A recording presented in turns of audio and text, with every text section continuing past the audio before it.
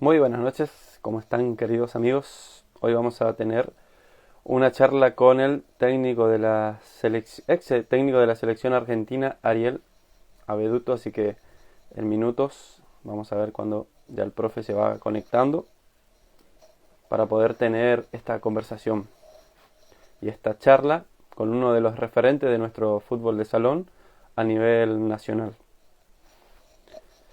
Ustedes pueden ir dejando sus comentarios de acuerdo a los temas que vamos tocando con el profe y mientras vamos conversando vamos a ir contestando todas sus preguntas y comentarios. Hola Marcelo, bienvenido.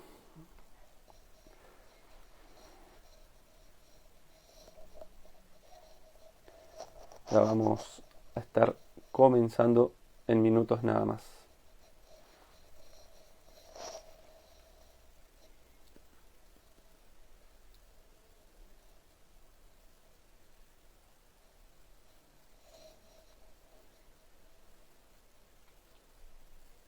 Hola Mariela, buenas noches, ¿cómo estamos? Bienvenida.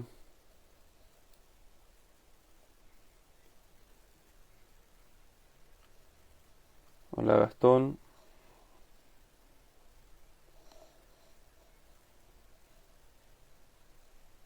Muy bien, ahí se van sumando todos. Muy buenas noches a todos. Gracias por sumarse a este vivo con el profe. La verdad que un honor para mí poder conversar con él. Y bueno, cuando se vaya conectando el profe Ariel, vamos a dar inicio. Hola Gustavo, hola Marcelo. Hoy vamos a charlar con el ex técnico de la selección argentina, campeón del mundo, Ariel Abeduto, campeón del mundo en la disciplina de fútbol de salón. Así que en minutos nada más comenzamos. Quise iniciar unos minutos antes para que puedan ir conectándose y bueno, y viendo cómo va a ser la temática de la charla. Va a ser un ida y vuelta nada más, una conversación sin mucha profundidad en temas tácticos de fútbol de salón, sino la idea es ir conociendo a, a la persona de Ariel Abeduto, que más allá de todo lo que podemos averiguar sobre él a través de las redes sociales y bueno, y lo que lo conocemos hace mucho tiempo, bueno, la idea es conocerlo más en persona, cómo es él y demás. Gracias a los amigos del mundo futsal, gracias por conectarse. Ahí ya está el profe, así que lo vamos a ir invitando.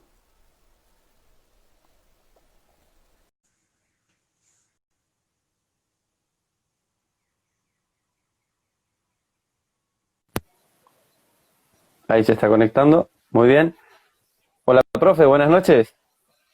Hola Fede, un gusto. Un gusto, ¿cómo le va? ¿Cómo está? Muy bien. ¿Cómo le está Acá, tratando, tranquilo. cómo le está tratando esta cuarentena, este aislamiento? Y como a todos, ¿no? Acá está en Buenos Aires, está muy complicado.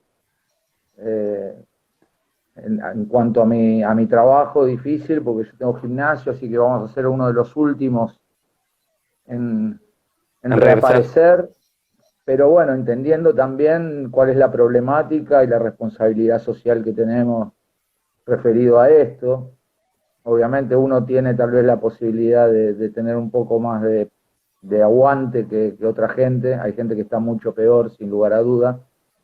Pero bueno, intentando aprovechar este tiempo para encontrarnos, ¿sí? Para encontrarnos con uno mismo, porque creo que esta pandemia nos ha puesto la lupa a todos. Así que es un buen momento para redescubrirse, para volver a interpretarse y configurar lo que va a venir, ¿no? Sí, yo hablaba con un amigo hoy y le decía que, esta pandemia también nos hizo valorar muchas cosas que en lo cotidiano no lo valorábamos. No, sin duda. Eh, Cuando vivimos situaciones límites siempre nos damos cuenta qué cosas son las importantes. Lo que pasa es que en una sociedad capitalista como la que vivimos, prepotente, que nos lleva por delante, con las presiones a las que nos vemos sometidos, principalmente en las grandes ciudades también, ¿no? Sí, Tal vez esto se ve mucho más acá en las grandes ciudades. Muchas veces nos hacen desviarnos de qué es lo importante. y obviamente como en toda crisis o en toda situación extrema, uno valora lo simple en definitiva. Es como aquel que está por morir, ¿no? Seguramente no está recordando sus tesoros materiales, sino que seguramente lo que se está llevando en ese último aliento en cuanto a recuerdo está vinculado a las sensaciones, a los momentos, a los afectos, a los intereses, que están seguramente relacionados a cuestiones más espirituales o más sensibles. Así es, profe. Bueno, yo en unos minutos antes de iniciar nuestra charla, estamos hablando con el DT de la selección argentina. La verdad que le agradezco muchísimo esta oportunidad que me da usted, porque la verdad que para mí es un honor poder conversar con usted, con una persona referente de nuestro fútbol de salón, campeona del mundo en el año 2019. Y bueno, hay muchos amigos que ya se están conectando y que de la zona de Corrientes, de Misiones, de Formosa, que bueno, que le tienen un gran aprecio a todo lo que usted ha brindado a nuestro fútbol de salón. Así que, sinceramente, yo le agradezco este tiempo que usted se toma para conversar conmigo, bueno, y charlar un poquito de lo que más nos gusta, que es esta disciplina, que usted decía en sus inicios, que era una disciplina que no estaba tan, en los medios y no estaba tan difundida. Eso recuerdo en una nota que le hicieron allá por el año 2013, que usted había dicho que es algo que tenemos que volver a revalorizar el fútbol de salón. Sí, una disciplina histórica, principalmente en el interior de nuestro país, ¿verdad? Sí. De dónde surge.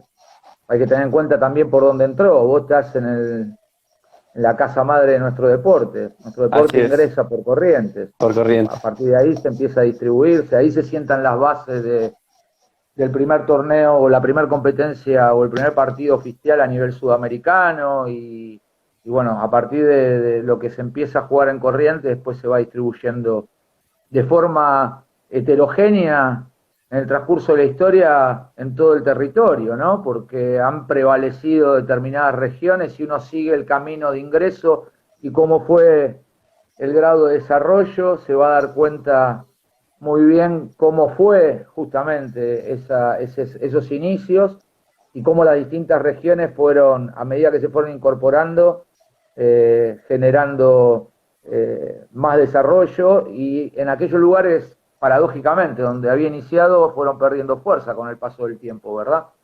Sí. Hoy, gracias a Dios, en cuanto a la distribución y el desarrollo, si bien todavía hay zonas y hay muchas diferencias en cuanto a esos niveles en las distintas regiones de nuestro país, pero hoy tenemos mucho más regiones y una cantidad de exponentes jugando el deporte que ha crecido en cantidad, en forma exponencial, ¿verdad? Por lo tanto, creo yo que vos te referís a una charla que di en Formosa en el 2013.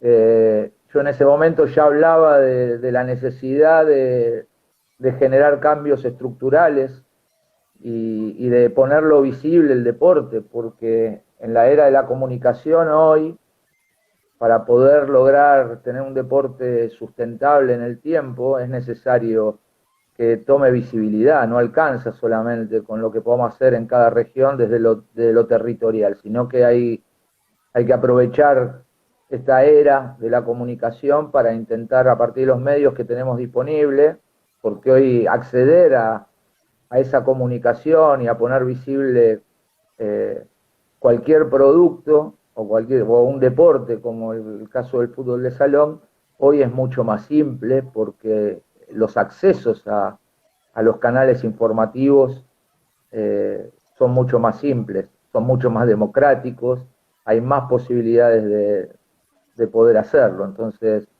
hablaba en esa época de eso. Bueno, hemos recorrido un camino, los dirigentes han decidido en un momento de ese recorrido, allá por pasado el 2015, después del Mundial de Bielorrusia, de hacer una inversión importante en lo que tenía que ver con difusión. Fueron apareciendo en las distintas regiones muchos jóvenes entusiastas, amantes del deporte, que se han vinculado a la profesión de comunicadores y nos han ofrecido una cantidad de medios que antes no había. Y todo esto se vio potenciado finalmente con el Mundial del 2019, ¿no? Entonces, ha sido masivo en cuanto al conocimiento a nivel popular, a nivel país, de ese episodio mundialista, que también a la hora de poner en valor nuestro deporte obtuvo un resultado que también condicionó esa comunicación, esa masividad, ¿verdad? Así Así que es. sí, hablábamos de esto y hoy estamos en un momento difícil por la cuarentena, pero en un momento único de construcción colectiva que debería estar presente, ¿verdad? Y nos Así es. debería tener atentos, aprovechar este tiempo para generar esos cambios potenciados por todo lo que se ha ido logrando. Y este desarrollo que fue obtuviendo el fútbol de salón también le dio oportunidades a los jugadores, sobre todo, para que puedan realizar esta actividad de manera profesional, que es algo importante también, porque si bien hablamos de fútbol, pero el fútbol de salón es fútbol 11 decía, pero el fútbol de salón también abrió una puerta para que muchos jugadores puedan realizar una disciplina profesional a través de este deporte. Sí, no en nuestro ámbito, lamentablemente. Eh, Entiendo desde este lugar que eh, hemos perdido mucho tiempo. Esta es la realidad. Hoy se nos hace muy difícil competir contra la prepotencia económica de Europa o de Capital Federal con los equipos de AFA. Por lo tanto, tenemos una fuga de talentos muy importante. Y decía que creo que hemos perdido 10 años respecto a esto porque sin perder nuestra mirada amateur, que no significa que los chicos no sean profesionales, yo creo que nosotros tenemos una gran cantidad de jugadores, de clubes, de profes, de dirigentes que son absolutamente profesionales no rentados, que hay una gran diferencia entre el amateur y el profesional no rentado, ¿no? Sí, Te decía que creo que hemos perdido mucho tiempo porque creo que en función de la visión que teníamos en ese momento, teníamos que someternos a esos cambios estructurales de los que te hablaba al principio, para en un periodo transitorio tratar de ver de qué manera nosotros mejorábamos nuestros niveles de competencia en principio, para después ir avanzando en el mediano y en el largo plazo a espacios más semiprofesionales. Es muy difícil hablar de profesionalidad en los contextos en los que se encuentra nuestro deporte. Eh, Evidentemente es una oportunidad para los chicos, para aquellos que tienen el talento, para aquellos que tienen la capacidad también no solo desde la intencionalidad de llegar a tener un sustento a través del deporte que les gusta, que aman y al cual tienen el talento, sino también aquellos que tienen la mentalidad de rendimiento para poder prepararse para esas circunstancias. Es un tema que ha generado mucho inconveniente.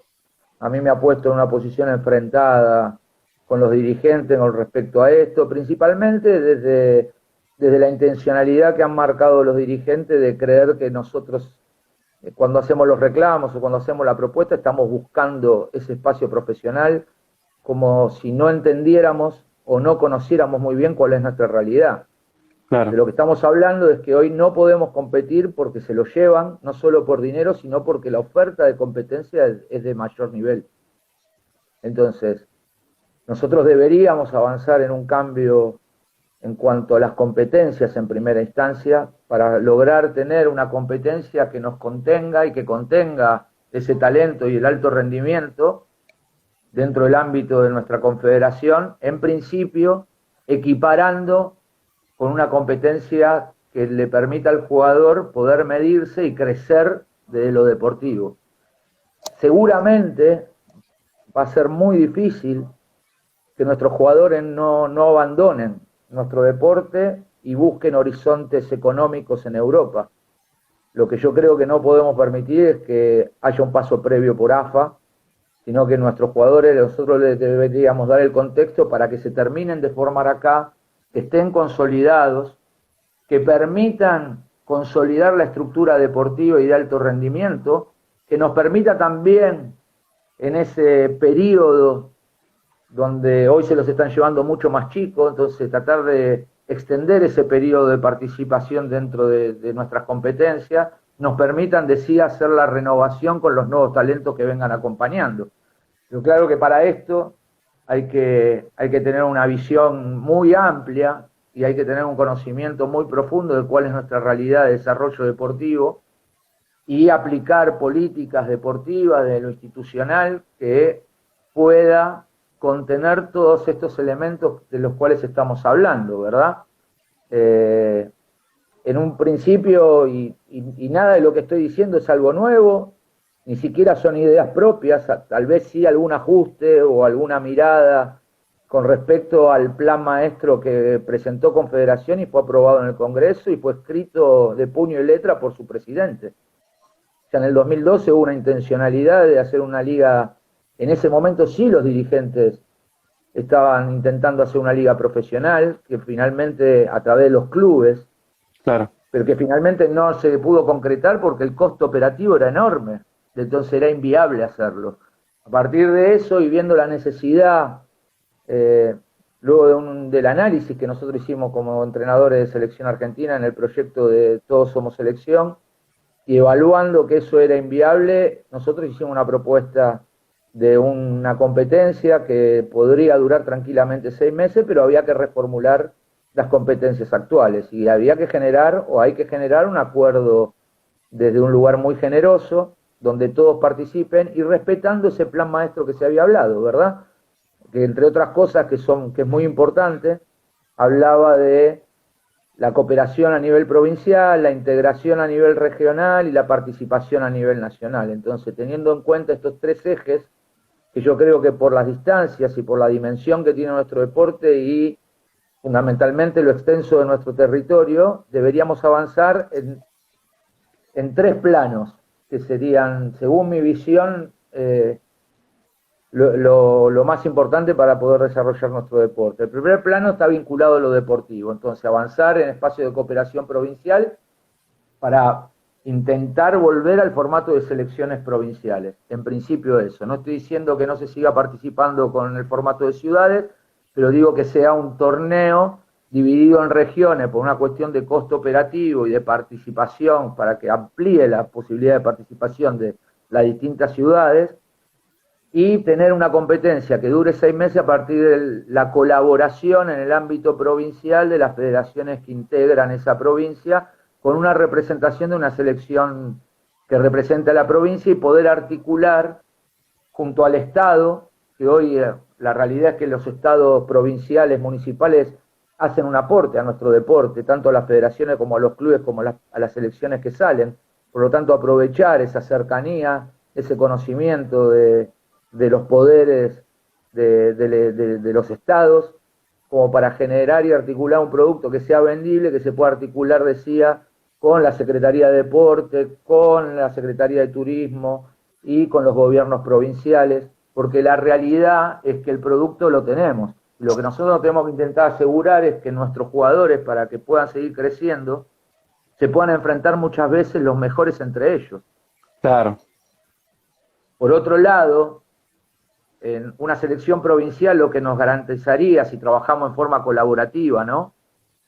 Es que no queden talentos que no puedan participar enfrentándose entre sí. Pongo un ejemplo, si vamos a la provincia de Santa Cruz, podemos hablar de, no sé, un jugador como Carballo, que es de Puerto Deseado, ¿sí?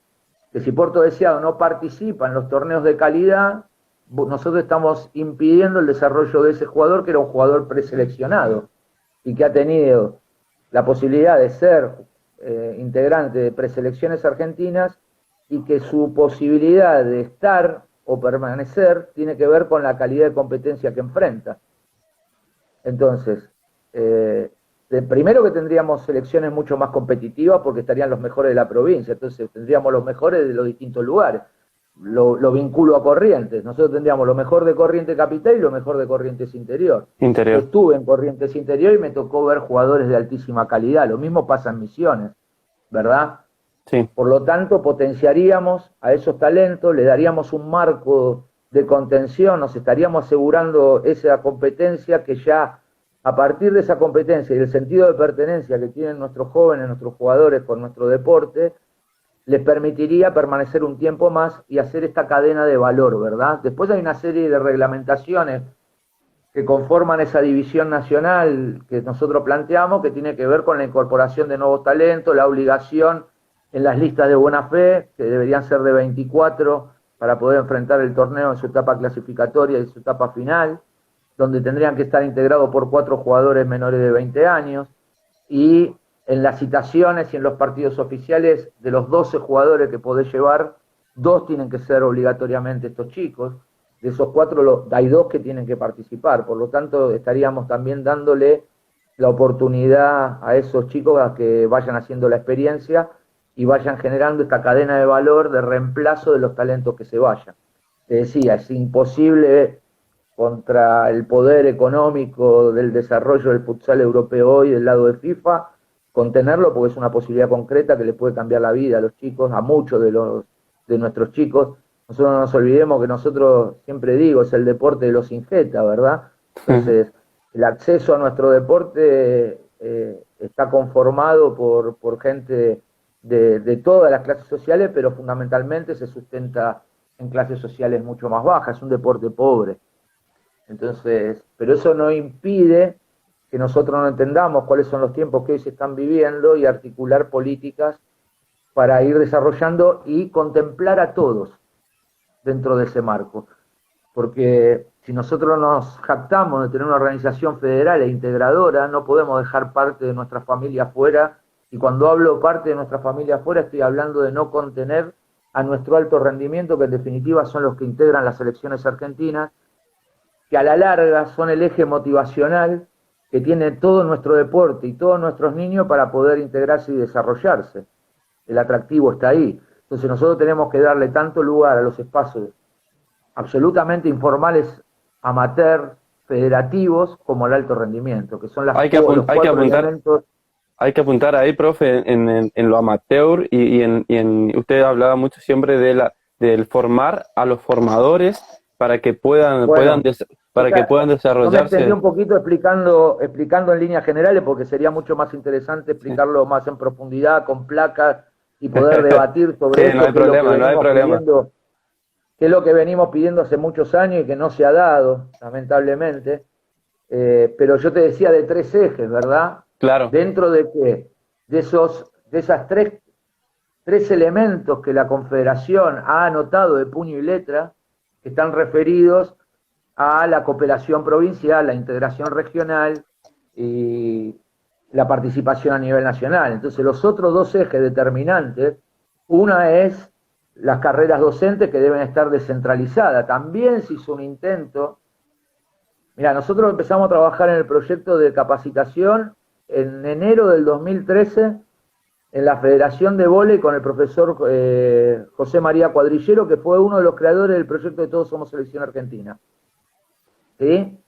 Entonces tomamos ese plan maestro, más lo que José María en ese momento había desarrollado y lo había propuesto como plan de desarrollo para los próximos años, y el paraguas que contenía todo ese proyecto integral era la selección argentina, justamente, y de él se desprendían distintos subprogramas que estaban todos vinculados y articulados. Entonces, tomando todos estos elementos y este contenido, que era el proyecto institucional de Confederación, nosotros empezamos a trabajar en una de las áreas programáticas que tenía que ver con el desarrollo de lo académico, porque considerábamos, y los dirigentes también, que era muy importante para darle sustento a nuestro deporte trabajar fuertemente en la formación. Yo recuerdo haber tenido reuniones vía Skype con Andrés Sanz, que es formador de la Real Federación Española y tiene la página Futsal Coach, es un formador de formadores,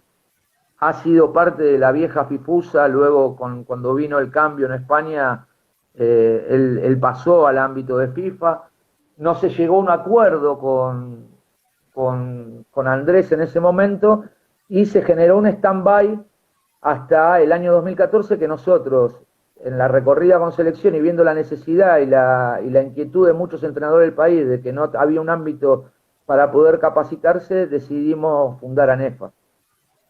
Eso permitió también empezar a, por lo menos, compartir mucho más información, empezar a intercambiar conocimientos, debates que nos permitieron también ir enriqueciendo y cubriendo ese nivel de expectativa. Finalmente, ya llegado el 2015, se lanza por iniciativa de un dirigente de Capital Federal el centro de estudio con el apoyo de la Confederación, pero no llegó a buen término, a tal punto que el tercer año, el tercer año de la carrera, el centro de estudio desapareció y muchos chicos que estaban cursando el segundo año ni siquiera fueron avisados. Entonces, fíjate desde cuándo estamos hablando. Claro. El plan integral se presentó en el año 2010, estamos en el 2020 y todavía no tenemos una carrera formal en el ámbito de confederación. Pero sí, las bases, ante esta necesidad, se fueron juntando y fueron generando este espacio. Entonces hoy vemos que en Corrientes una cantidad de jóvenes entrenadores y profe de educación física están haciendo el primer curso hay una jornada oficial con el apoyo de la Federación Correntina. Lo mismo está pasando en Misiones. Paraná ha sido uno de los pioneros con respecto a esto y bueno, en Mendoza finalmente el año pasado comenzó con el curso que habilitaba a los entrenadores, que es una manera también de igualarnos, ¿verdad? En todo esto que te estoy contando siempre hubo miradas distintas, hubo aportes. Uno de los aportes que nosotros habíamos dicho era esto de descentralizar el centro de estudios, de buscar el recurso humano que lo hay y de sobra, te lo puedo asegurar, para poder que los entrenadores tengan mejor y a un costo mucho más económico el acceso a su capacitación y también como una medida de poder darle, si bien en un contenido común trabajar, darle la mirada local, ¿sí?, e histórica a cada región deportiva y que sean los mismos componentes de esa región que puedan formarse, ¿verdad? Bueno, ese periodo transitorio, te decía que tenía que ver con poner en valor a aquellos viejos entrenadores que tenían mucho recorrido, mucha experiencia, que habían abierto caminos y que nos habían entregado este deporte. La idea era que tenían que sumar una cantidad de puntos que estaban vinculadas a la cantidad de torneos nacionales dirigidos, si habían dirigido selección, cuántos años tenían en el deporte. Obviamente si eran profe de educación física sumaban más puntos, pero el punto era darle un reconocimiento a esos entrenadores sin que tenga la obligación de hacer la cursada en forma obligatoria, ¿me explico? Sí. Entonces se le daba el carnet y se entraba en un periodo transitorio. Esta era nuestra propuesta. Se entraba en un periodo transitorio donde empezábamos para poder dirigir y habilitar a un entrenador desde las categorías formativas. Entonces, en ese periodo de 5 años transitorio, nos asegurábamos que se vaya encadenando esa formación hasta llegar a estadios de alta competencia y a partir de estar todos igualados, una reválida anual, ¿verdad? Bueno, todo esto nunca se pudo concretar, nunca se hizo. Tal vez sería para otro momento decir o dar un parecer de por qué creo que no es el momento, pero sí quiero poner en valor todas estas cuestiones, ¿no? Que partieron de la idea y un proyecto institucional y que después no han tenido ni control ni ejecución, ni fechas máximas de ejecución, ni encargados de las distintas áreas con objetivos concretos a cumplir en el mediano, corto y largo plazo. Entonces es muy difícil desarrollar un plan de crecimiento deportivo bajo estas condiciones. O sea, las intenciones y lo que yo puedo escribir es muy valedero y de hecho estamos casi todos de acuerdo. El punto es cómo aplicamos eso. ¿Cuáles son nuestras acciones que hacen que eso se concrete y deje de estar en un papel o en un plano abstracto? Y el otro elemento está vinculado también, y esto es una mirada absolutamente personal, a la necesidad de volver a los formatos de federaciones provinciales. No para que desaparezcan las federaciones locales, sino pero para que se integren y pueda trabajar bajo los estamentos del Estatuto de Confederación, pero con un grado de libertad para intentar desarrollar políticas locales, entendiendo cuál es la problemática a partir de esta colaboración provincial e Sí, integración regional. Las problemáticas que tiene la Patagonia no es la que tiene el NEA, claro. y no es la que tiene Cuyo, o en este caso Mendoza, o la que tiene Metropolitana. Por lo tanto, esta clasificación en estos tres elementos que hablábamos, en el plano provincial, regional y nacional, tenés que vincularlo a tres áreas que son para mí determinantes a la hora del desarrollo, que tiene que ver en el plano institucional, de la integración y la conformación de federaciones provinciales, la modificación de torneos de mejor calidad, de alta competencia, donde los mejores se pueden enfrentar muchas veces durante el año, durante un periodo de 6 meses, y ahí podríamos desarrollar la idea, y yo le puedo asegurar que tiene un sustento que es casi imposible de refutar, y el área de formación. Mientras tanto, seguir manteniendo con otra visión y otra mirada los torneos vinculados a los espacios más amateur, a los federativos, a los espacios más informales. Entonces nosotros, con la cantidad de torneos que tenemos de clubes, tranquilamente podemos contemplar todas esas patas, dándole La el estructura. contenido Sí. necesario para que ese jugador se pueda desarrollar. Y aquel que tiene la voluntad, el talento y las condiciones pueda acceder a otros espacios de competencia. Pero ¿cómo hacemos si no tenemos esta mirada con un país tan extenso y donde ponemos a todos adentro de la misma bolsa? Y lamentablemente en el deporte no somos, si bien somos todos iguales, hay estadios diferentes que tienen que ver con procesos evolutivos, madurativos, de desarrollo y hasta de intereses. Así es, profe. Me gustaría preguntarle, usted en su inicio formaba parte, o recibía, mejor dicho, en su equipo, en uno de sus primeros equipos que pudo dirigir, a jugadores de fútbol 11. Recuerdo que usted comentaba que tuvo que transformar o cambiar el chip de esos jugadores que usted recibía de fútbol 11 y que quedaban como descarte en el fútbol 11 y practicaban la disciplina de fútbol de salón. Le comento esto porque en Corrientes pasa algo similar y por eso es la pregunta de cómo usted pudo desarrollar eso. Porque, por ejemplo, en la Liga Correntina de Fútbol hay muchos jugadores que participan también en la Liga de Fútbol de Salón, pero cuando no participan, digamos, el fin de semana en sus equipos de fútbol 11. ¿Cómo usted pudo cambiar el chip del jugador o cómo pudo ensamblar eso, si se puede decir? Primero con mucha paciencia, y segundo, analizando los contextos, que esto es lo que yo estoy refiriendo, y toda esta introducción larga que hicimos, que tal vez fue muy aburrida para muchos y para mí lo más importante, eh, tiene que ver con eso, con analizar bien los contextos. Yo no puedo aplicar ninguna estrategia si no Ajá, analizo el contexto, ¿verdad? sí, Entonces, lo primero que tengo que entender es cuál es el contexto. El contexto es esta es la realidad. sí, Bien, ¿dónde está la problemática que yo veo? Primero que tenés que estar convencido de lo que estás enseñando, ¿sí? Entonces, los liderazgos primero tienen que tener una visión y después tienen que tener un grado de convencimiento muy grande para poder convencer.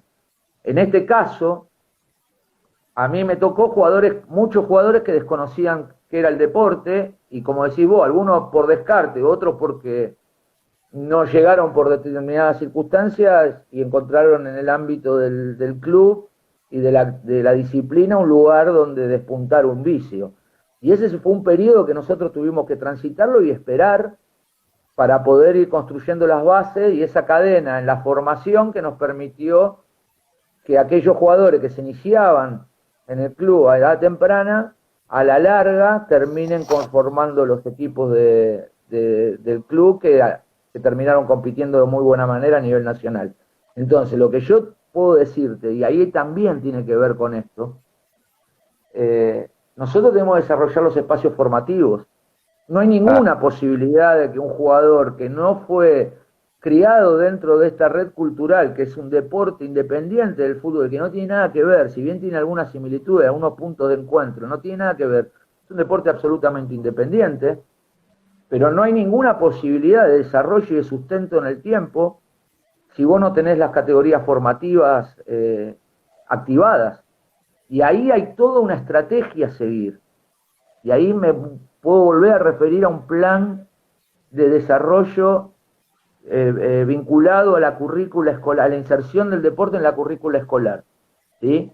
Que nadie Sí, sabe muy bien cuál es, quién se encarga y cuáles son los elementos a tener en cuenta para que en las distintas regiones se pueda hacer la gestión. Ahora, ¿lo puede hacer un presidente de una federación? No, hay que hacerlo en conjunto con una federación provincial que trabaje con el Ministerio de Educación y que trate de hacer ver la importancia que tiene el deporte y cómo lo podemos relacionar con la escuela para generar las bases mucho más amplias de nuestro deporte. Entonces, lo que quiero decir es, la problemática es esta, hoy es esa la actualidad. ¿Cómo claro, trabajamos para que los próximos 5, 6, 8 años nosotros generemos y sentemos las bases para tener jugadores genuinos de nuestro deporte? Bueno, una está trabajando a través de las escuelas. ¿Cuál es la otra problemática que se da en el interior del país? Que no hay clubes. claro. Entonces, ahí yo no coincido con nuestro presidente cuando dice que tenemos 6 millones de alumnos en todo el país y con que el 1% de los chicos que están en el ámbito escolar, a partir de que entra el deporte en la escuela, se vuelque a nuestro deporte, nosotros aumentaríamos esa base de captación a 600.000. Está correcto, pero ¿quién contiene eso? O sea, el chico sale del deporte escolar, después el siguiente paso es ir a un club. Si no tenemos clubes, ¿quién contiene ese ámbito? Entonces, no es lo mismo Mendoza, Sí, que sí tiene clubes para contener, no es lo mismo Rosario o Santa Fe, que sí tiene clubes para contener, no es lo mismo Buenos Aires que Misiones Interior, que Corrientes Interior. Entonces, tiene que haber un plan estratégico que permita abarcar todos estos elementos. Y todos estos elementos hay que tenerlo en cuenta. Ahora, ¿cómo lo hacemos? Si no tenemos una federación provincial que trabaje en el desarrollo de estas políticas, entendiendo cuál es la realidad de cada lugar. No alcanza con la intención, no alcanza con decir, bueno, el programa de inclusión de nuestro deporte en la currícula escolar está vinculado a que la CAF va a bajar docente para capacitar a los profesores de educación física, ¿sí? Ese es otro tema también, porque lo primero que los profes no quieren es laburar, es la realidad, y lo primero que van a preguntar es si da punto o no da punto, y bajo 10 pelotas y material, no alcanza. Acá tenemos que encargar a las personas y formar el recurso humano y bajarles un protocolo para que puedan presentar en las distintas regiones acorde a su realidad y ver cómo se articula. así es. Entonces, maneras hay muchas. Se puede iniciar torneos escolares, si no se puede del ámbito público iremos al privado, empezaremos a buscar esa construcción. Ahora, primero hay que darle la formalidad de lo institucional. Entonces, nosotros tenemos un gran porcentaje, un porcentaje muy alto de nuestras federaciones, que no tienen ni siquiera personalidad jurídica. Entonces, si no regularizamos eso, no podemos avanzar en el plano formal para poder incursionar en estas políticas que son mucho más agresivas a partir de este compromiso. Porque si no, no tiene desarrollo y no tiene sustento nuestro deporte. Claro, Por eso, todos los planes, que yo estoy absolutamente de acuerdo con el contenido, absolutamente de acuerdo con el contenido, porque quiero decir otra cosa, la estructura organizativa de la Confederación es perfecta en cuanto a su estructura organizativa, ¿verdad? Es sí. perfecta en cuanto a roles, distribución, los directores regionales, cómo se... Ahora, ¿quién controla que se cumplan las distintas funciones de los distintos roles? Yo no lo sé.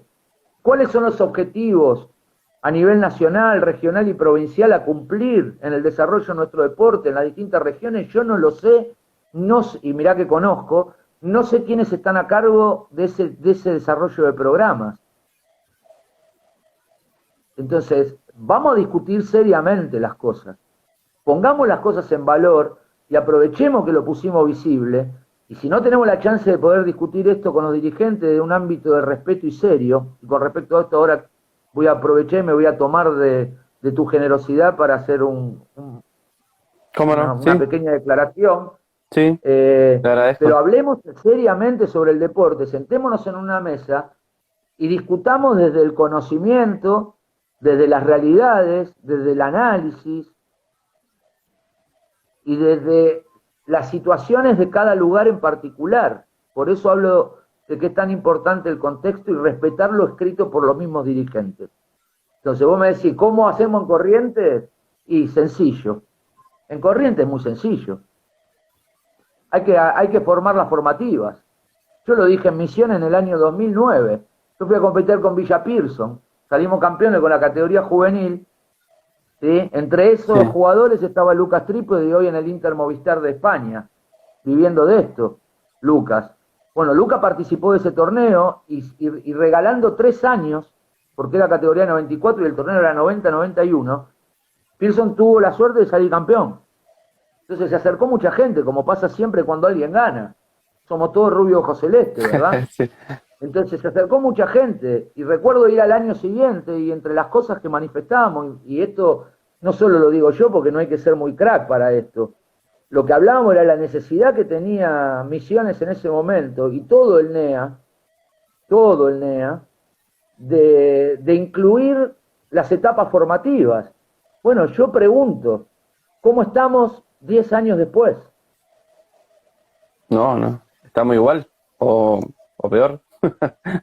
No, estamos igual o peor, porque en formativa entonces, discutir estas cosas, no hay competencia. Que no te den bola, cuando vos discutís estas cosas y armás un proyecto de selección y ponés programas que sustenten esto que escribieron los dirigentes, ¿no? Que están agarrados de cualquier lado. Y no te dan la chance de poder, en el debate, poder justificar y poder darle sustento y peso a lo que uno está diciendo y escuchar desde la oposición a esa idea cuáles son sus razones. Si no, todo queda en el sí, vamos a ver, se pasa para el siguiente congreso. Así no estamos buscando el desarrollo de nuestro deporte. Y estamos perdiendo no solo tiempo, sino una oportunidad única. Entonces yo creo que todos somos responsables de esto. Todos somos responsables de esto. ¿Puede haber una parte por ahí también de egoísmo de parte de la dirigencia en cuanto al desarrollo de nuestro deporte, profe? Yo voy a intentar ser inteligente cuando no lo soy. ¿Sí? Y voy a intentar no hacer ninguna calificación ni descalificar en este momento a nadie, ni a ningún dirigente. Bueno. Yo creo que son una herramienta fundamental en el desarrollo del deporte, no los más importantes, pero son importantísimos. Y la realidad es lo único que puedo decirle a los dirigentes, cómo quieren ser recordados. Que cuando el tiempo pase, porque el deporte está por arriba de todos nosotros y nos va a trascender, ¿cómo quieren ser recordados? Simplemente eso. Eso solo voy a decir con respecto a los dirigentes. Entonces no voy a hablar de comportamientos porque no me corresponde y no es el ámbito para hablarlo. No, está bien, me parece hay perfecto. Cuestiones, como vos decís, de egocentrismo, de ego, no lo sé. No lo sé y no quiero meterme en eso. Te tomo un segundo y después te juro que te dejo que me preguntes y hablas vos. No hay ningún problema, profe. No hay ningún problema. Usted puede explayarse todo lo que quiera y por eso le agradecía. Me encanta la conversación, así que usted puede explayarse todo lo que quiera. Yo te agradezco la oportunidad. Decidí hablar hoy porque en realidad sé que generé una expectativa hace 15 días diciendo que iba a salir a hablar. La semana pasada, perdón.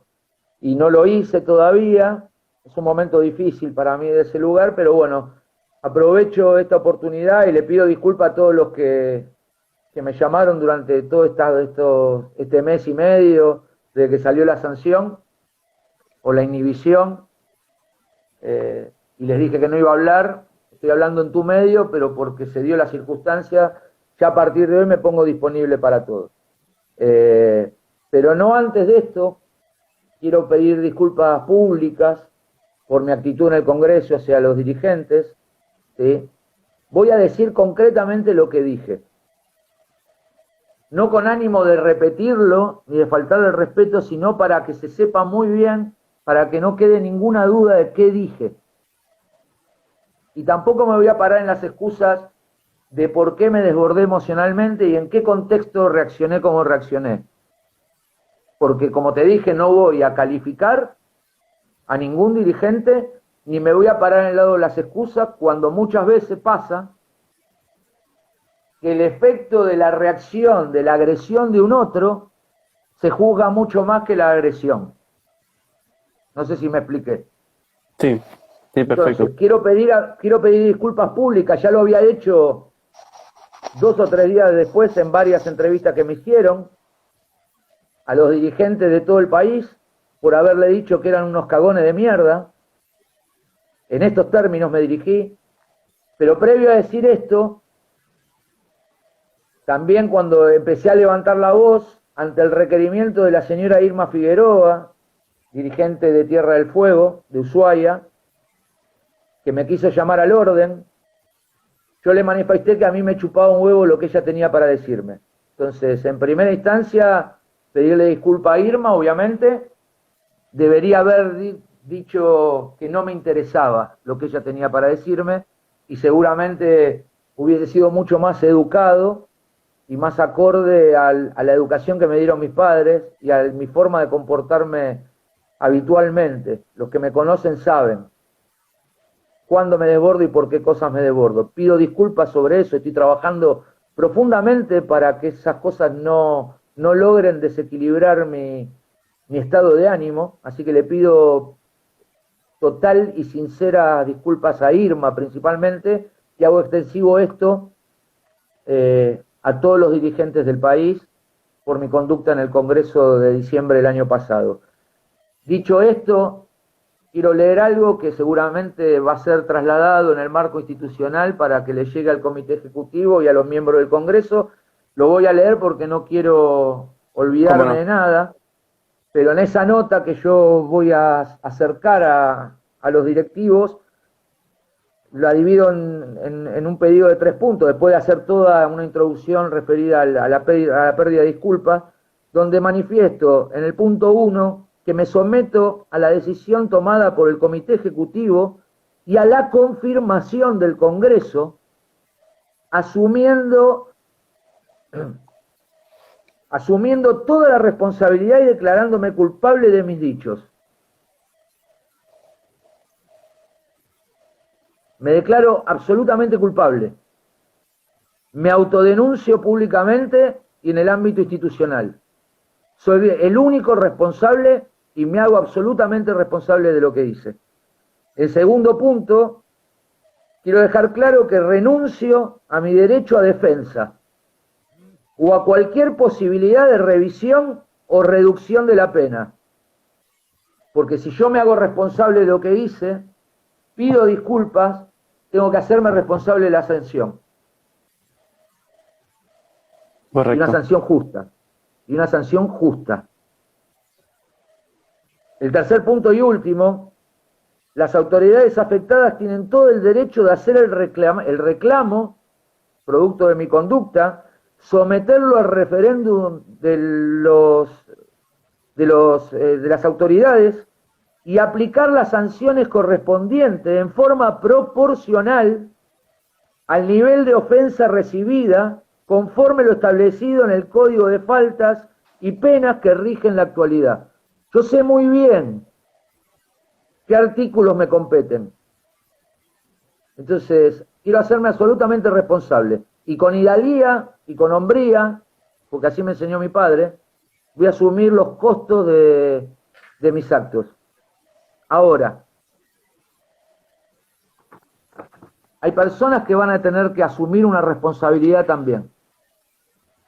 Y lo vamos a dirimir en el ámbito que tengamos que dirimirlo. Esto también lo quiero manifestar. Perfecto. Porque una cosa es la diferencia de las ideas o un exabrupto. Otra cosa es la mala intencionalidad de perjudicar a un otro y coartándole la posibilidad de trabajo y desprestigiando años de profesión y de una carrera intachable en el ámbito internacional y nacional, con gente vinculada en nuestro deporte y con gente que es indirecta en nuestro deporte y que no tiene nada que ver. eso va a ser una cuestión que lo vamos a dirimir en el ámbito que corresponda. Dicho esto, y agradeciéndote el tiempo, bueno, estoy a disposición. Ya se nos fue medio la primera hora casi, La ¿no? primera hora, no, profe, la verdad que yo sinceramente le agradezco y bueno, es muy valorable lo que acaba de hacer porque reconocer que un error que pudo haber tenido con los dirigentes y con esta señora, la verdad que es muy valorable, pero igualmente lo noto un poco enojado por algunas decisiones que han tomado desde... Yo sinceramente, bueno, le digo, yo no quería tocar ese punto, pero bueno, le agradezco que usted lo haga de forma personal y particular porque sabía que no que era un tema muy, a ver, muy picante para usted, sabía que estaba muy molesto con ese punto, pero bueno, no iba por ahí la nota, pero bueno, le agradezco sinceramente que haya ocupado este espacio que estamos hablando para hacer su descargo. Parezco enojado, pero no estoy enojado. Soy muy vehemente a la hora de defender las ideas cuando siento que tengo el respaldo desde el sustento de la idea, ¿verdad? Entonces, Sí. soy vehemente a la hora de discutir, pero bajo ningún punto de vista estoy enojado, al contrario, estoy en control. Eh, Está trabajando bien, entonces. Créeme que estoy absolutamente en control y muy consciente de lo que estoy diciendo y haciendo. Todo lo que diga o manifieste es porque tengo las pruebas para darle soporte, si no, no lo haría, no soy tonto ni estúpido, Sí. no voy a hablar de supuesto, voy a hablar de cosas concretas y en el ámbito que tenga que hablarlos, ¿verdad? Bueno, sí. Así que bueno, simplemente manifestar esto y que bueno, estoy a disposición de lo que quieras preguntar y agradecerte la posibilidad que me das de poder manifestarme, No, obviamente. quiero hacer referencia a Quiero todos. decirte algo más, Sí, perdón. sí, sí, sí, profe, diga, Yo no diga. estoy enojado con la inhibición, no estoy enojado porque me hago responsable de lo que hice, Sí, y esto lo manifesté desde el primer día. A los pocos días yo hice manifiesto de esto público, no en el ámbito institucional, pero sí en el ámbito público, y me voy a encargar principalmente de Irma Figueroa, hacerle llegar una carta. Tampoco me molesta lo de persona no grata, fue muy es lo fuerte que menos me eso, molesta. pero fue muy fuerte eso. Ni siquiera la inhibición y la persona y que me declaren persona no grata no es algo que a mí me haya afectado mi estima. Y no lo digo de un lugar de soberbia, porque considero también que esas manifestaciones es la mirada particular de los que hoy tienen la obligación de representarnos a todos. Y que quedó demostrado que por lo menos en esto no son representantes de todos. Entonces yo entiendo que mi deporte, mío, porque lo amo, lo quiero y soy un agradecido, no me está declarando persona no grata. Los que me están declarando persona no grata es un comité ejecutivo reunido a tal efecto de generar una sanción y que decidieron en forma individual y colectiva, por unanimidad, como dice el documento de la Confederación y del propio comité ejecutivo, por unanimidad, no fue en disidencia, no fue en disidencia. Y me atengo a lo que está en el escrito que dice, por unanimidad me declararon persona no grata, pero hago referencia a que para esas personas yo soy persona no grata. Pero eso no implica que sea persona no grata para mi deporte. Entonces Para quería nada, aclarar esto, no, no para me hizo nada. daño y las manifestaciones de afecto fueron tales que en realidad me curé con todos esos abrazos que recibí durante este tiempo. Sí, mucha gente se sorprendió en el inicio de esto, pero también, como dice usted, solidarizó con usted. Le quería preguntar sobre Todos Somos Selección. ¿Podemos catalogarlo como el título de un proceso o de un proyecto? Sí, era un proyecto institucional, no era un proyecto propio. Yo lo que hice fue, cuando tuvimos la posibilidad de escuchar a los dirigentes, que nosotros éramos uno de los candidatos, y exponer en el Congreso. Lo primero que hice yo es leer el estatuto e interiorizarme, porque ya lo venía haciendo desde el 2010, porque había participado, porque había una intencionalidad de los dirigentes que yo sea entrenador de las selecciones juveniles que todavía no se habían conformado a nivel mundial. Estamos hablando de esa época. Entonces, se pone en conocimiento del 2010 en la División de Honor de Misiones el programa del plan maestro llamado por los dirigentes. Dentro del programa, el eje fundamental era la selección argentina. Y José María Cuadrillero puso todo, somos todos selección. Y ese fue el leitmotiv que yo tomé, aparte del contenido del estatuto y del contenido de ese plan maestro, para desarrollar el programa de selección argentina, al cual yo le puse después la idea. ¿En qué sentido? En cómo iba a ser el proceso de captación, en cuáles iban a ser los índices cuantitativos o cualitativos que íbamos a utilizar para medir cómo estaba nuestro deporte, en armar la Comisión Técnica Nacional, en cómo íbamos a recorrer el país, cómo íbamos a dividir las regiones en función del nivel de infraestructura y de desarrollo de los distintos lugares, que nos permitió conformar esas 12 provincias o 12 regiones donde nosotros íbamos a trabajar en la captación, ver qué perfil de jugador de selección íbamos a elegir, cuáles iban a ser los valores, cuáles los rituales, qué íbamos a querer rescatar con respecto a recuperar la historia de los viejos salonistas que estaban olvidados, que no estaban demasiado implicados en el deporte y que para nosotros era importante para darle sustento al plan maestro, no a Ariel Aveduto o a la selección argentina solamente, al plan de desarrollo que habían escrito los dirigentes. Entonces, desde ese lugar empezamos a construir y desde lo que nos compete a nosotros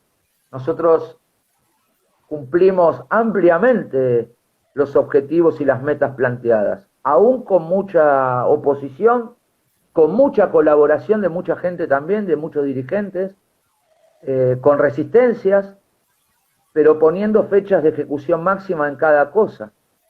Entonces, lo que nos habíamos planteado lo logramos. Conformar la Comisión Técnica Nacional, que esa Comisión Técnica Nacional sea la base que le dio el nacimiento a la Asociación Nacional de Entrenadoras, intentar que la Asociación Nacional de Entrenadores, luego de una charla con el presidente, donde el presidente está de acuerdo, me lo dice a mí personalmente,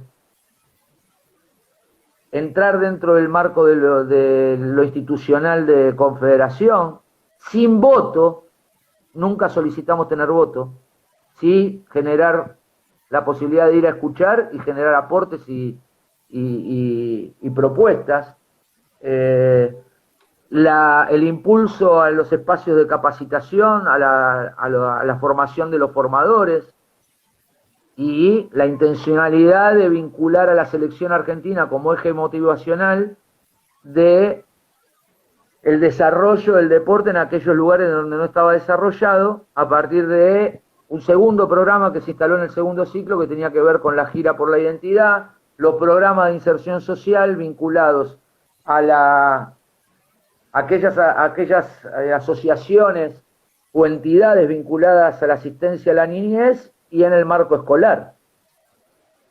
Lo que pasa es que durante mucho tiempo nosotros no dijimos nada y fuimos todos representantes de ese programa y ese plan maestro, difundiéndolo y dándolo a conocer en toda parte del país donde nos tocó participar.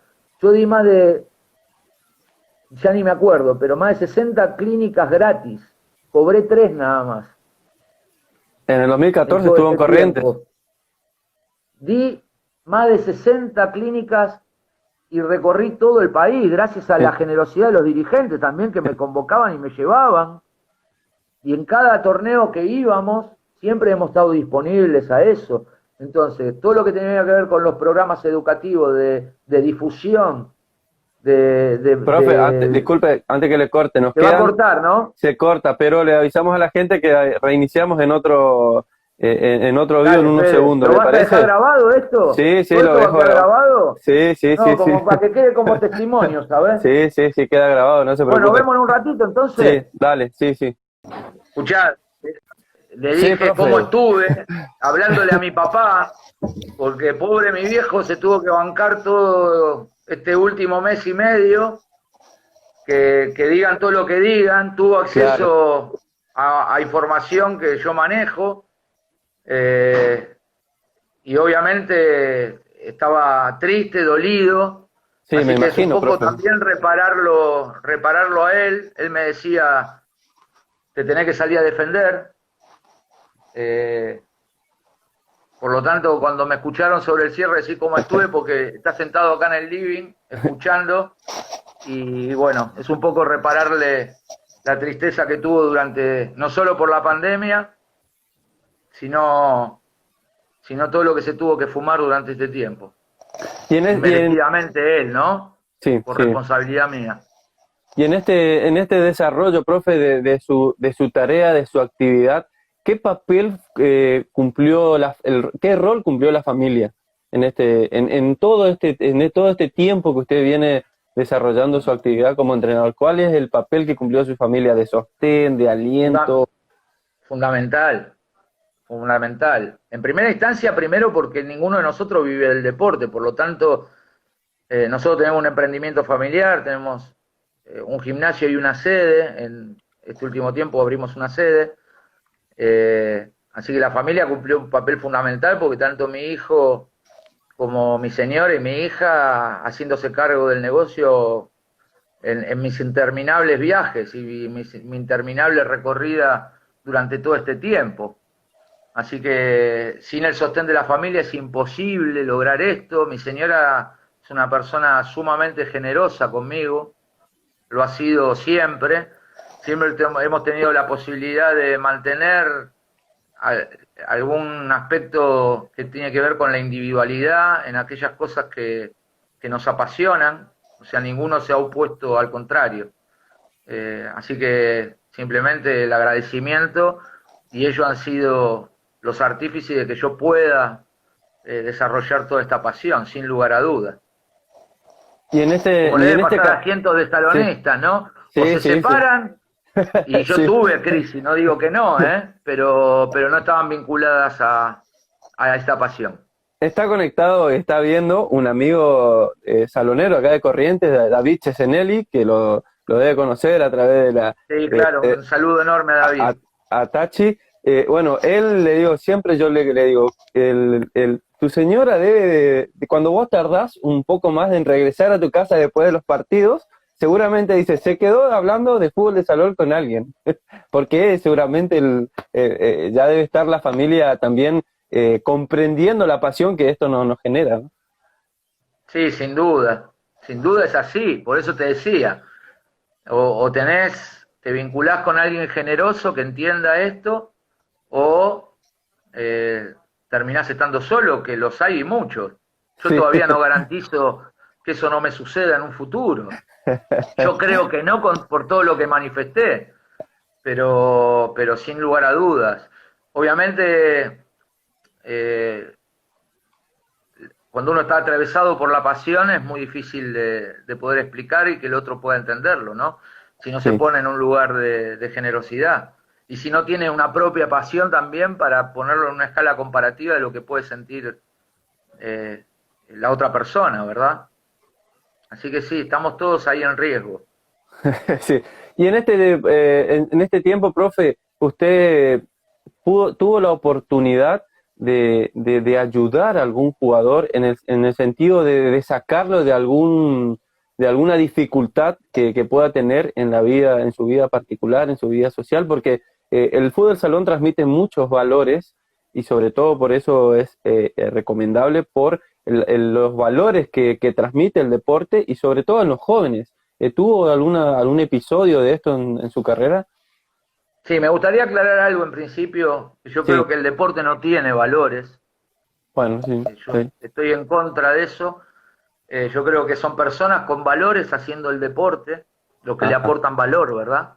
En principio, le agradezco porque aprendo también no, no, pero gracias. tampoco, a ver, tampoco me quiero tomar la atribución desde un lugar soberbio de decirte algo como ¿Ah? corrigiéndote, no está en mi intención, espero lo entiendas, No, y no, si por así se favor, yo sintió te le pido agradezco. disculpas, No, no, nada que ver, yo pero estoy es muy una mirada contento. particular, ¿no? Sí, Porque hemos visto comportamientos vinculados al deporte que no tienen que ver con valores. sí.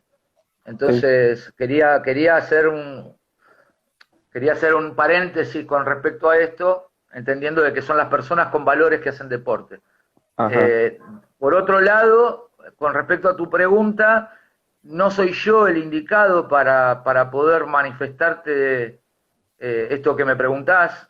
En todo caso, aquellos que estuvieron implicados en algún momento, en una circunstancia parecida a esa, serían los encargados, si es su deseo, de poder manifestarlo o no. No lo voy a hacer yo, y menos en el ámbito público. Sí, lo que creo, y no concibo la docencia desde otro lugar, desde el lugar del compromiso social y poniendo por delante a la persona, porque yo creo que el deporte es una excusa. Claro. Y todos los que cumplimos un rol de entrenador, y ahí lo voy a poner en una escala comparativa con el rol docente, tenemos una profunda vocación y una profunda responsabilidad en la formación de las personas. Y más en el tipo de deporte que nosotros participamos. Dijimos que era un deporte absolutamente pobre, social, de estratos bajos, por más que tengamos toda la cadena social, pero en su mayoría. Vos sabés que es uno de los 3 deportes creados en esta zona del continente. A nivel mundial, dentro de los deportes creados en el mundo, hay 3 deportes creados en Sudamérica. Uno es el fútbol del salón, por lo tanto está vinculado a ese contexto.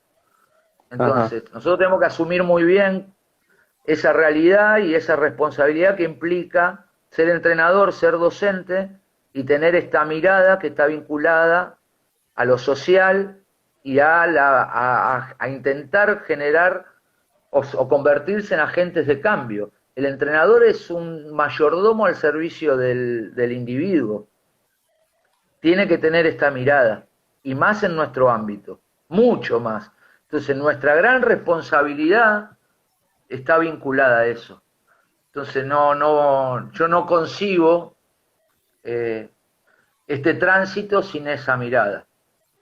Es una vocación, es apasionante, es una vocación de servicio hacia el otro y una gran oportunidad para para nuestros jóvenes, de ver a partir de nuestra intervención sana, dejar registros emocionales en principio, que sean buenos en los niños, e intentar mejorar las condiciones y que esa persona que tomamos en edad temprana se convierta a la larga en una persona útil a la sociedad. Así es. La verdad que es muy interesante y por eso le vuelvo a agradecer sus conceptos. Tal vez lo que la gente que se está conectando, tal vez esperaba una charla de táctica, de cómo jugar y de cómo plantar los equipos. Y la verdad que a mí cuando instalamos nuestras conversaciones para tener esta charla, lo quería llevar por este lado, conocer a Ariel Abeduto, el técnico, pero también la persona, porque detrás de ese técnico hay una persona que tiene familia, que tiene padre, y bueno, usted ya lo manifestaba que el rol que ellos cumplen detrás de todo esto. Sí, te decía, es determinante, sin lugar a dudas, ¿no? Eh, Te iba a decir algo y se me fue, pero bueno, ya va a volver. Bueno, Seguramente va a volver. le pregunto, yo anoté acá, decía, vamos a charlar de los Ah, esto, me desconocidos. acordé, Sí, perdón que dale, te dale, dale. interrumpa, Fede, pero No, me está bien, acordé. sí, Y está me bien. parece que es importante. Mirá, esto le va a pasar a los entrenadores más jóvenes cuando tengan tal vez mi edad y la experiencia que tengo yo, como tantos otros entrenadores de mi edad, ¿verdad? Cuando vas transitando el deporte y a medida que pasan los años te vas dando cuenta que lo más importante no es la táctica ni la técnica. Que para poder ser un buen entrenador tenés que saber de muchas otras cosas, principalmente. O sea, se lidera desde el conocimiento, sin lugar a duda. Uno no puede enseñar lo que desconoce, esto está Claro. claro. Así debe ser. Pero al cabo del tiempo, uno se da cuenta que lo más importante no está vinculado a la técnica o a la táctica, porque la táctica y los modelos se van modificando con el transcurso del tiempo y con el grado de desarrollo del deporte y con las circunstancias con las que te vayas encontrando. Entonces, aquello que hoy puede ser nuevo y lo viejo descartado, a mañana se puede reciclar y aquello que considerábamos que no íbamos a utilizar más, volver a utilizarlo. Entonces, no es tan importante eso como sí, tal vez, tener otros conocimientos que te permitan completarte como entrenador. Así es. Bueno, y en ese completar como entrenador, le decía antes de que usted converse conmigo, vamos a charlar de los desconocidos. ¿Y quiénes son los desconocidos? Su cuerpo técnico. Porque nosotros conocemos a Ariel Abeduto, el técnico de la selección argentina, campeón del mundo, pero usted tiene un cuerpo técnico que trabajó arduamente con usted durante todo este proceso. Y que Sí, aparte, me gustaría revalorizarlo en este comentario. sí, pero aparte al cuerpo técnico ese le tenés que sumar la Comisión Técnica Nacional y cientos de entrenadores que han colaborado y que nos han ayudado a desarrollar el programa y a darle contención también a los jugadores de selección en las distintas regiones en los determinados momentos de ese recorrido. Entonces, cuando se pone visible un deporte a partir de la obtención de un título y se valora exclusivamente lo numérico, como muchas veces perdemos de vista todo esto. Nadie Sí, puede hacer todo esto en forma individual ni solo. Necesita sí o sí gente detrás en las distintas áreas para que colaboren y lo ayuden en esa construcción. Las construcciones de este tipo, vuelvo a insistir con esto, para que sean sustentables en el tiempo y generen bases sólidas y generen ese legado, son construcciones colectivas, porque una sola persona o un solo entrenador no tiene toda la verdad.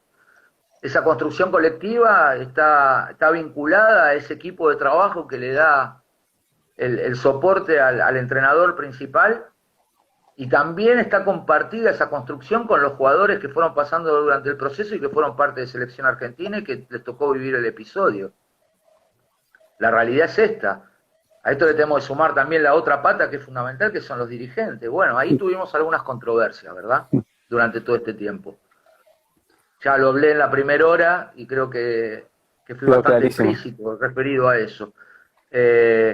Pero sin lugar a duda, ellos han sido fundamentales para mí, cada uno ocupando un rol y ha tenido todo este equipo de trabajo la generosidad de poner el nosotros por delante del yo y se han comportado en forma absolutamente generosa, desde participar sin ninguna remuneración, porque nosotros teníamos un presupuesto que si bien nos habían aprobado una cantidad de staff y de integrantes de ese staff, en un principio, en el medio del recorrido, en el segundo ciclo, nos lo cambiaron y nos pusieron un limitante. Sin embargo, el resto de los muchachos siguió trabajando. Entonces, nosotros teníamos un limitante de 6 en total y llegamos a ser 11. Así que fuimos rotándolos, a cada uno convocándolo a las distintas concentraciones para que vayan teniendo cercanía con los chicos, y han sido todos sumamente generosos conmigo y sumamente honestos, y he encontrado en ellos la posibilidad de que me digan las cosas como son. Y eso es muy importante en el recorrido de un entrenador. En un momento de esa construcción, de ese equipo de trabajo, que salimos de los paradigmas conocidos, ¿verdad? Que dicen que vos tenés que llevar gente de tu riñón. Bueno, a mí me tocó pensar contrariamente a esto y creer que si vos tenés gente de tu riñón que son los mejores, llévalos. ¿Por qué no? Ahora, pensando en el plan de desarrollo de nuestro deporte y en lo establecido por Confederación, yo creí necesario ir buscando el recurso humano que estuviera capacitado para cumplir las distintas funciones, los mejores, aún desconociéndolos.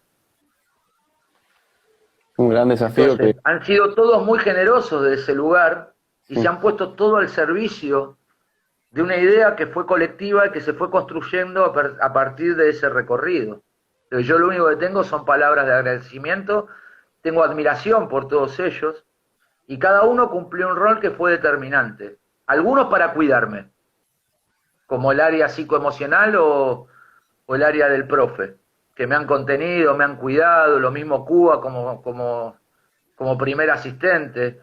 Y el resto de los muchachos, en su momento Víctor Fernández en la preparación de arquero y después la bruja Matos de Misiones, que estuvo colaborando durante ya el Mundial, Luciano Delía en el departamento de Scouting y Gabriel Bucoja en el periodo y en el ciclo anterior, que tanto colaboraron para desarrollar ese programa de Scouting que al no tener la posibilidad de tener recursos tuvimos que inventarlo y salió muy bueno, y es más, lo he compartido con grandísimos entrenadores profesionales que hoy lo están utilizando del ámbito de FIFA. Rafi Romero, Martín Bombay, el Cucho, el kinesiólogo, y tanto Mariela Regalbuto, y tantos que han participado durante todo ese periodo. No me quiero olvidar de nadie, seguro que me estoy olvidando.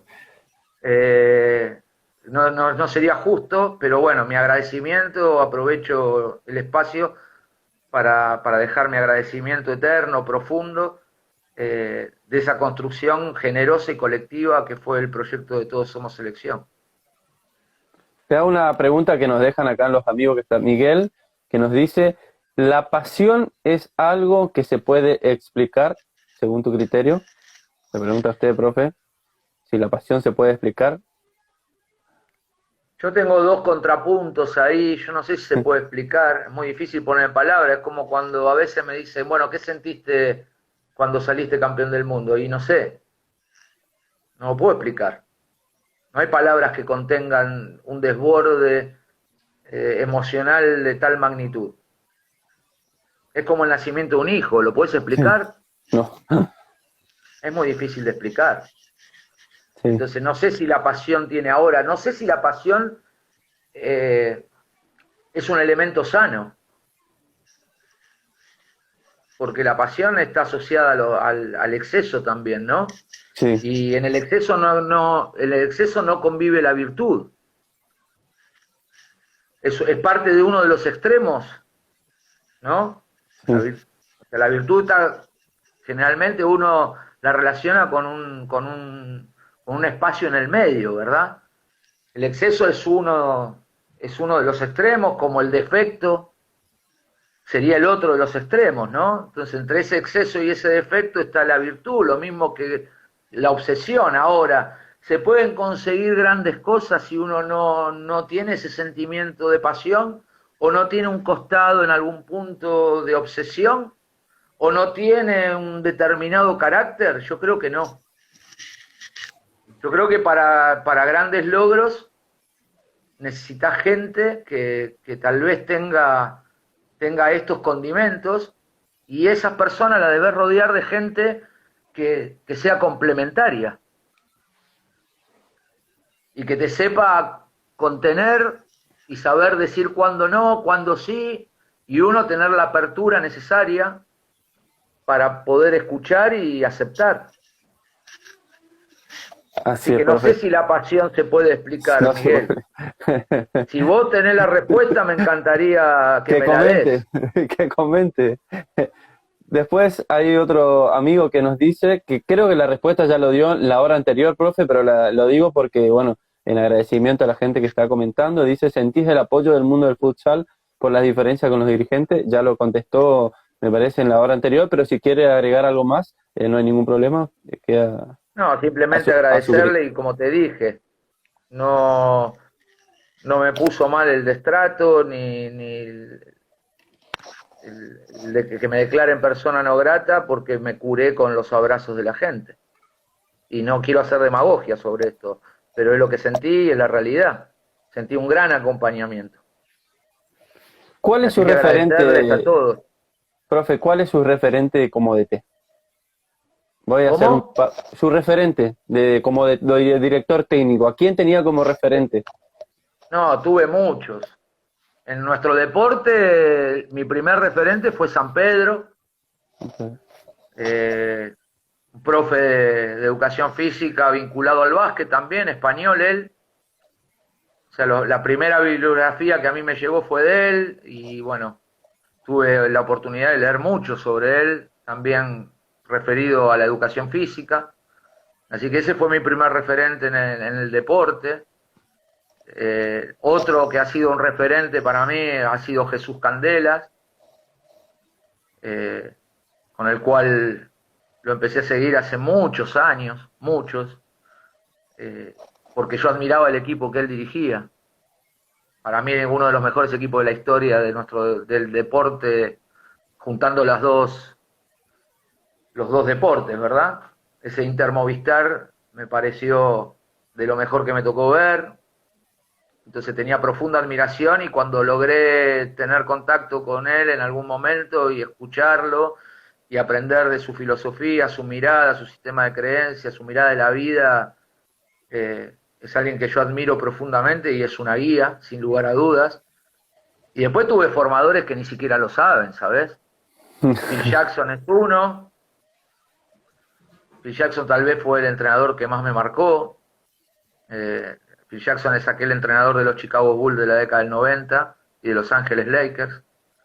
Eh, me he soportado mucho en sus ideas, concuerdo mucho con sus formas también, con su gestión a la hora de gestionar los grupos, de la importancia que le da al ser humano también. Cacho Vigil fue otro y bueno, obviamente Marcelo Bielsa, ¿verdad? ¿Le gusta Marcelo Bielsa? Y sí, sí, estoy de acuerdo con sus formas, con sus maneras, con su manera de expresar sus ideas también, con sus convicciones, con su ética. Eh, sí, lo admiro mucho. Pero si tengo que elegir uno entre todos esos, elijo a Phil Jackson.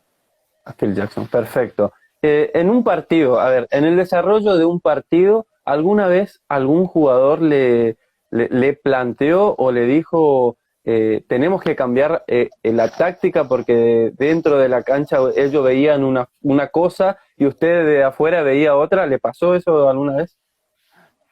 Yo le doy participación al jugador, porque por eso te decía que un equipo se construye a partir de esa construcción colectiva donde el entrenador no tiene todas las verdades. El entrenador no tiene todas las verdades. Entonces, obviamente que el jugador dentro de la cancha, una vez que tiene un grado de conocimiento y de lectura, en el caso de selección argentina mucho más, pero en Pearson pasó lo Claro, mismo, porque de una u otra manera nos fuimos formando juntos y esta intención siempre de que el jugador se comprometa en su proceso de aprendizaje. Eh, yo no, después no podía ser contradictorio en esto y creer que yo solo tenía la razón y que solamente hablo yo. Si hay un orden en los minutos, obviamente, como hay un orden en los tiempos muertos de un tiempo a otro, ¿no? sí. En los descansos, yo tengo un protocolo, un método donde les doy determinado tiempo y espacio para que ellos puedan no solo reponerse de la fatiga, sino que puedan hablar entre ellos y yo ingreso después, los dejo que se expresen y después doy las indicaciones finales. Pero sí, todo el tiempo, y el día que eso no suceda, bueno, quiere decir que algo mal estoy haciendo, que me estoy olvidando de dónde vengo y en qué cosas creo. Y seguramente será el momento de empezar a revisarme profundamente y empezar a correrme, porque quiere decir que hay algo que estoy haciendo mal o dejar un tiempo para sanar. La construcción, insisto, las construcciones son colectivas. Popovich no se puso colorado cuando en un minuto, en un playoff de la NBA, Manu Ginóbili agarró la tabla e indicó una jugada. Es perfecto, sí, tiene razón. Y estamos hablando de Popovich, Sí, no estamos hablando de un entrenador no formado. Por lo tanto, aparte el entrenador que se somete a eso es porque está seguro. y porque entiende que su autoridad no está en juego ahí. El entrenador que se resiste a la opinión del jugador o que no deja la participación del jugador es porque está inseguro de sus propios conocimientos. Entonces necesita imponer lo suyo. Y como yo no creo en la imposición, porque yo creo que la imposición genera obligaciones, Claro, y en la obligación para mí no hay nada, nada bueno. Una cosa es uno tomarse una obligación y otra cosa que te impongan. Entonces ahí no hay una construcción colectiva y nadie actúa desde un lugar genuino, desde esa obligación. Por lo tanto, yo intento fomentar el pensamiento táctico de mis jugadores y que ellos puedan participar. Ahora, como digo esto, también te digo que hay que respetar los momentos, hay que respetar la forma, los tiempos, y que lo que dicen tiene que estar fundamentado. O sea, el aporte por el aporte sin fundamento, no. Tiene que tener una coherencia y tiene que tener peso. Cuando nos sentamos a debatir sobre ideas, tiene que haber fundamentación en lo que el otro está diciendo. Y no es que no valore si no lo está, porque es parte del debate y la riqueza y de esa ida y vuelta que permite enriquecernos, y porque a veces tanto ellos como uno puede estar confundido, pero sí tiene que estar con bases sólidas, ¿no? sólidas, sí. Acá nos pregunta otro amigo que está conectado, le agradecemos, a Dani Hort, nos dice, ¿cuál fue la derrota de la cual más aprendió? Todas, todas. A ninguno de nosotros nos gusta perder, somos animales de competencia. Pero yo logré hacer hace mucho tiempo, logré hacer las paces con la posibilidad de perder. Y eso nos dio la posibilidad de poder ganar. Es la realidad. Pero hubo muchas derrotas que me hicieron reflexionar, porque la derrota tiene que ver con eso también. Es el momento donde uno se analiza. Deberíamos revisarnos en la victoria también, ¿no? Pero claro, la victoria nos enamora tanto que nos confunde muchas veces. Entonces, el éxito y el fracaso son parte de la vida de cualquier deportista, y convivimos permanentemente con eso y con el juicio que hacen los demás de las decisiones que tomamos. En una sociedad donde, como dije anteriormente, la prepotencia capitalista nos hace tener una mirada muy particular de lo que es el éxito. Sí. Y nos desmerece en algún punto. Muchas veces, muchos de nosotros, y acá en la Argentina, no es tan grave la derrota por la derrota en sí, sino por la burla que genera en el otro y por la baja estima que genera en nosotros mismos ante la burla de los demás. Entonces deberíamos replantearnos un montón de cosas vinculadas al éxito, al fracaso, a la derrota. La derrota es una gran oportunidad como la victoria, porque la victoria, y ahí tiene que ver con una idea muy particular que yo siempre trato de transmitir, de que tenemos que tener la voluntad de la mejora constante.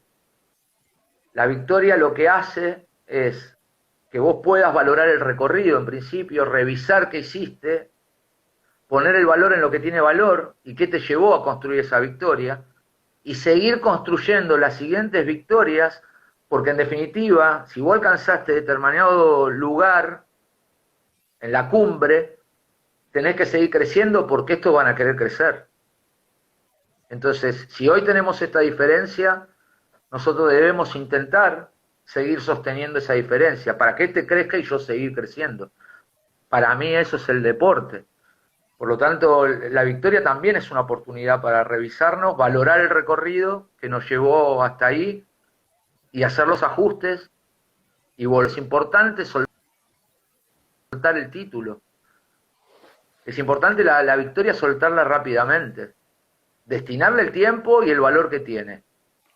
Porque el valor está asignado al recorrido, al viaje, a lo construido, a los momentos compartidos y a lo que fuimos capaces de transitar, de sortear, y en qué cosas nos fuimos convirtiendo como seres humanos y como deportistas en busca de ese objetivo.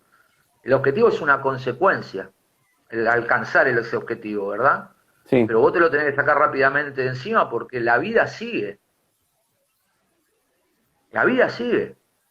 Y para mí el deporte es una gran oportunidad para encontrar esas lecciones escondidas que se nos presentan, porque no hay muchas actividades en la vida que te sometan tanto a tus propias imposibilidades y a tus carencias como el deporte.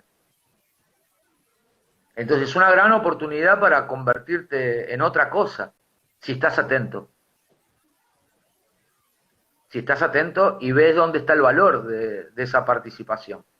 Ganar nos gusta a todos. El tema es qué valor le asignamos a eso. Y qué carga emotiva le damos a ganar o perder. así es.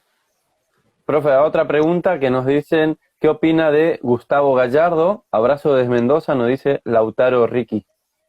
Para mí es el mejor entrenador de la Argentina. El más brasilero de los entrenadores argentinos. El más brasilero del argentino. Yo tengo un respeto enorme por Gustavo. Por su filosofía, por su forma y por su don de gente, fundamentalmente. Para mí, por ahí queda antipático, porque yo creo que hay muchísimos entrenadores muy buenos, pero está en un momento ideal. Está en una madurez, tiene experiencia y bueno, tengo una mirada muy parecida del deporte y de la vida. Nos une eso. En realidad nos une el futsal, ¿no? Como excusa. Sí. Pero para mí es el mejor entrenador de la Argentina, sin lugar a dudas. Le da otra... Y ojalá pueda demostrar Sí. en la selección mendocina todo eso. Le hago otra pregunta que acá también nos comenta, bueno, Rodolfo Cesinelli. No, yo con él siempre compartía que esta visión, a ver si usted concuerda. En el desarrollo de un juego, yo le decía a él que el técnico tiene, en el desarrollo y también en el resultado del juego, el técnico tiene un 30% de... de posibilidades de ingerir en ese desarrollo y el jugador el 70%. Y le explico por qué, le digo mi argumento y usted me va a decir sí, no, y a mí y me da su parecer. Te quedó un 10% colgado que no sé, lo asignás al azar, a la suerte. 30-70, por el 100%, 30-70. Entendí 60, perdón, No, dije, me quedaba un 10%, ahora digo, bueno, por ahí se lo asigna al factor suerte, que también habría que darle... También, pero yo le digo 30, el técnico es en ese 30 el técnico es el que planifica, pero en definitiva el técnico termina dependiendo del jugador, de las decisiones que pueda tomar el jugador delante del arco, en un dribbling. Por eso yo creo que el jugador tiene un 70% de responsabilidad en el desarrollo de un juego y en el resultado. Él me decía, no es tan así, él me decía 60-40. Si bien hay técnicos que son muy tácticos, pero también terminan dependiendo de una decisión que no le corresponde al técnico, sino le corresponde al jugador.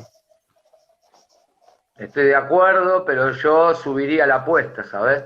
¿Ah, sí? Primero decirte que nos creemos tan importantes los entrenadores que podemos, o que creemos que podemos tener en control un juego que es indomable y donde el caos es parte esencial del desarrollo de nuestro deporte. Podemos tener orden en ese caos, claro, pero no nos podemos creer tan soberbios para creernos sinceramente que tenemos el control.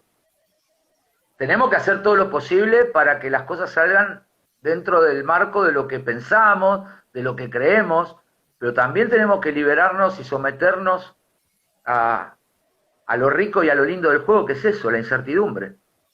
Y hay que gestionar esa incertidumbre. Yo te diría que en un partido el entrenador tiene el 10% de incidencia o de injerencia en el día del partido. Sí. Un 10%, que es muy importante, ¿eh? Porque con ese 10% créeme que la cagás o ayudás. Y el 90% de la responsabilidad en competencia de los jugadores. Y del espacio que vos le des para que ellos desarrollen su inteligencia en cuanto al contenido de las unidades de entrenamiento para ir generando ese jugador que pueda tomar decisiones desde la libertad en ese caos ordenado que es nuestro deporte, ¿verdad? Sí. Y que aparezcan los espacios creativos también, que favorezcan los espacios creativos. Para eso hay que educar desde los conceptos de nuestro deporte. Ahora, en la semana el entrenador es el 90 y el 90 y el jugador el 10. En la semana la incidencia del entrenador es el 90%. Gané 20 entonces, Tochi. Gané 20 a partir de ahora. Pero no quiere decir que esto sea así. Hay otros No, no, entrenadores no, no. que se sienten que son muy determinantes. Es más, yo creo que el entrenador ni siquiera debería estar en el banco, Ah, no, ¿por qué? ¿Por qué? porque no tiene una visión global del juego desde el banco. Por más que Claro, conozcamos. Entonces, para mí el entrenador debería estar en un ámbito elevado, como es el rugby.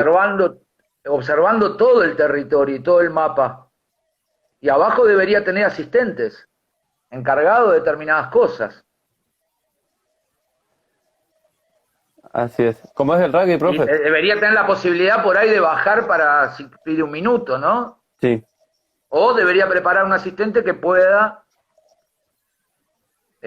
transferir sus ideas. Hay Pero otra, para mí el 10% en competencia.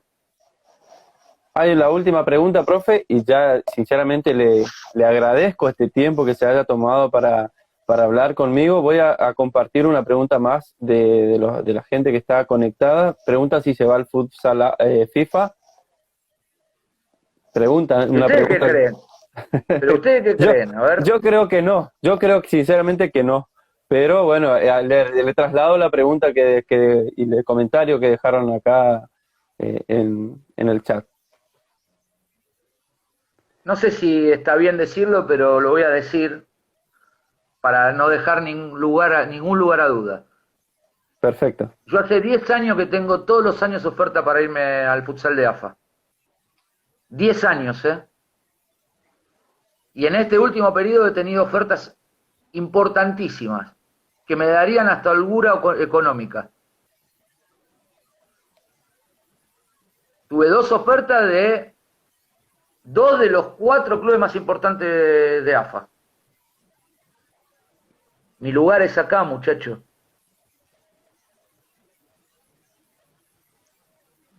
Qué Mi alegría lugar es escucharlo. acá. Qué alegría escucharlo.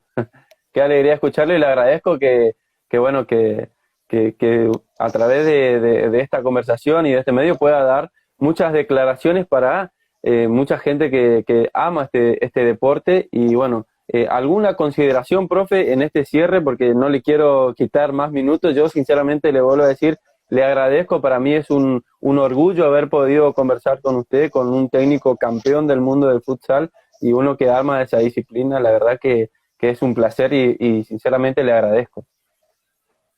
Me gustaría que se sientas orgulloso por haber podido charlar con alguien que ama el deporte y no por ser campeón del mundo. No, pero ese es el detalle, el Sería plus. mucho más feliz, sería mucho más feliz, valoraría mucho más que sientas esa sensación eh, por poder hablar con alguien como vos, que es apasionado, y en ese plano somos todos iguales, ¿verdad? Sí, Los títulos no hacen la diferencia, créeme, porque créeme que tampoco hay demasiado ahí arriba. No, simplemente agradecerte, pedirte disculpas porque te invadí en la primera hora no, profe. con una cuestión que, si bien es pública, es particular. Eh, Tenía la necesidad de hacerlo. En realidad, ni siquiera planifiqué que iba a ser hoy. Se dio, tomé la decisión durante el transcurso del día, pero tenía una gran necesidad de poder manifestarme, principalmente por lo que te dije al principio, ¿no? Que había mucha gente que tal vez había salido a abrazarme, a contenerme, a mandarme manifestaciones de afecto y me parece que merecían recibir una devolución con respecto a cuál era mi mirada de toda esta problemática. Así que agradecerte y pedirte disculpas de haberte invadido un poco esa primera hora. Y bueno, mandarle un abrazo grande a todos. El deporte está en manos de todos ustedes. Nosotros, en el tiempo que nos tocó, hicimos lo que teníamos que hacer. Intentamos dejar a la selección argentina en un mejor lugar de lo que lo encontramos, honrando a nuestros antepasados y dejando una mejor selección, un mejor deporte, desde donde pudimos para la siguiente generación. Y ahora será esta generación de entrenadores, estos dirigentes, los encargados de proyectar el deporte al futuro. Así que dependemos del compromiso y la participación de cada uno de ustedes. No vale pararse en las excusas, ni descomprometerse del contexto y cuál es la realidad de nuestro deporte, porque no alcanza con pequeños logros personales. No sirve de nada ser rey tuerto en el país de los ciegos. Entonces, les deseo que tengan la valentía necesaria para, aún arriesgando sus lugares y sus espacios donde hoy participan, se comprometan y que miren alrededor, que miren hacia abajo, que miren la siguiente generación y se pregunten frente al espejo otras mañanas si están haciendo algo para que nuestro deporte esté mejor. Yo me voy a casa, si me toca volver a dirigir, buenísimo, y si no, me voy sin deudas. No tengo ninguna deuda y espero que cuando su tiempo termine, el de todos, porque va a terminar, el de ustedes, el mío y el de todos, puedan tener la tranquilidad de haber hecho lo que creían que había que hacer desde las convicciones y que no se traicionen, nada más. Así que te mando un abrazo a vos, gracias por la oportunidad y un abrazo a todos los que están escuchando, a todo el país, y agradecerles las manifestaciones de afecto de este tiempo. Le agradezco, profe, bueno, y muchas gracias por este contacto, por esta charla, y bueno, que siga muy bien y bueno, fuerza adelante que el fútbol salón le va a dar otra oportunidad seguramente. Te voy a dar la frase con la que teníamos dos frases cuando presenté el proyecto de selección. Uno decía visión por una Argentina campeona del mundo. Y un dirigente, entrenador que era dirigente, me dice demasiado ambicioso. Y lo miré y recuerdo haberle dicho, nos tenemos que poner desafíos que nos pongan a temblar las patas. Y ahí estoy hablando de la valentía. Y el proyecto de selección que presentamos en el Congreso cerraba por un futsal mejor del que somos y más grande del que alguna vez soñamos. Así que les dejo eso. Que tengamos el futsal que merecemos tener. Abrazo grande para todos. Abrazo, profe. Chau, chau. Nos estamos viendo.